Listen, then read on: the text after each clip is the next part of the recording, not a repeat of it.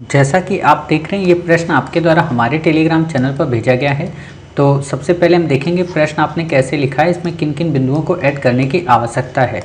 जैसा कि आप ये भी जानते हैं कि ऑलरेडी हमारे 714 पार्ट आ चुके हैं, ये हमारा पार्ट 715 है।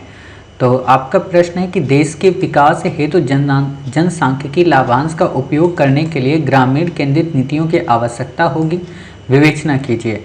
आपने इसमें उत्तर लिखा है, किसी देश के लिए उसकी युवा जनसंख्या जनसांख्यिकी लाभांश होती है यदि वह कुशल, सृजनशील, प्रगतिशील, रोजगार युक्त और अर्थव्यवस्था में योगदान देने वाली होती है। भारत में युवाओं की एक बड़ी संख्या है जो अकुशल, बेरोजगार, सेवाओं व सुविधाओं पर भार जैसा है तथा अर्थव्यवस्था में उसका योगदान न्यूनतम है। वर्तमान भारत में विश्व की तुलना में सर्वाधिक युवा आबादी, जिसकी कुशलता व सृजनशीलता में वृद्धि भारत की अर्थव्यवस्था में सकारात्मक वृद्धि लाई जा सकती है। हाल के वर्षों में भारत की बेरोजगारी बढ़ी, संबंधी गतिविधियों में कमी देखी कि वर्तमान युवा ग्रामीण की जगह शहरी व्यवस्था के प्रति अधिक आकर्षित हो रहा है, जिसका प्रमुख कारण ग्रामीण क्षेत्र में मूलभूत आवश्यकताओं या सुविधाओं की कमी। ऐसे आप मत लिखा करिए, मतलब इसमें डबल मीन्स मत बताइए यूपीएससी को कि आवश्यकता का मतलब सुविधा, ठीक है।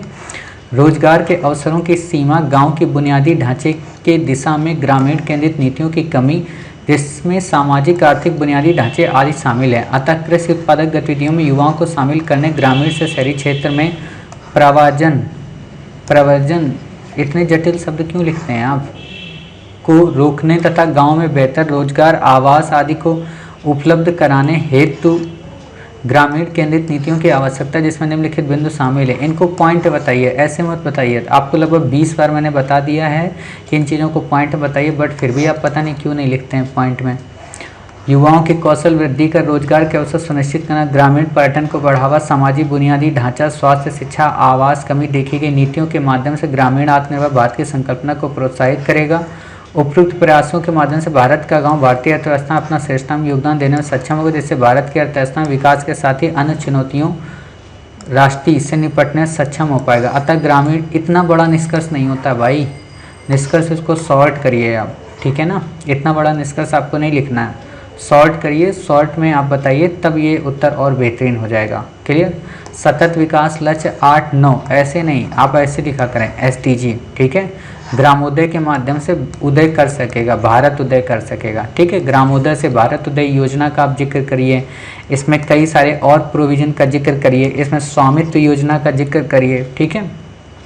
और भी बहुत सारी स्कीम्स हैं, उन स्कीम्स को यहाँ पे मेंशन करिए, तब ये आपका उत्तर अन्य की अपेक्षा काफ़ी बेहतरीन हो पाएगा। और यहाँ पे ये जितनी बातें आपने लिखी ना, इसको सॉर्ट करिए। यहाँ पे आप केवल बस ये बताइए कि जनसांख्यिकीय लाभांश का सामान्य सा मतलब क्या है, ठीक है। जब आप इसे बता देंगे, फिर आप बता देंगे इससे क्या क्या फ़ायदे हो सकते हैं और इन फ़ायदों के लिए हमें ग्रामीण केंद्रित नीतियाँ क्यों अपनानी चाहिए, ठीक है। और उन अपनाने के बाद या उनको अपनाने में कौन कौन सी चुनौतियाँ विद्यमान हैं, तब आप अपना उत्तर लिख दीजिए, ठीक है। तो उम्मीद है आप समझ गए कि इस प्रश्न को कैसे लिखना है। एक बार आप लोग ऑडियो फ्रेम जरूर सुना करें। देखिए, कॉपी पेस्ट जब आप कर लेते हैं ना किसी भी चीज़ का, तो आपकी सृजनात्मक क्षमता समाप्त हो जाती है। और वहाँ पे जब आप शब्दों की कॉपी पेस्ट करते हैं तो आपके खुद के शब्द नहीं निकल पाते। अभी आप यहाँ पे आंसर राइटिंग कर लेंगे, बट यूपीएससी में कैसे करेंगे आप आंसर, ठीक है। तो वहाँ से केवल पॉइंट लिया करिए, भाषा अपनी गुंथित किया करिए, ठीक है।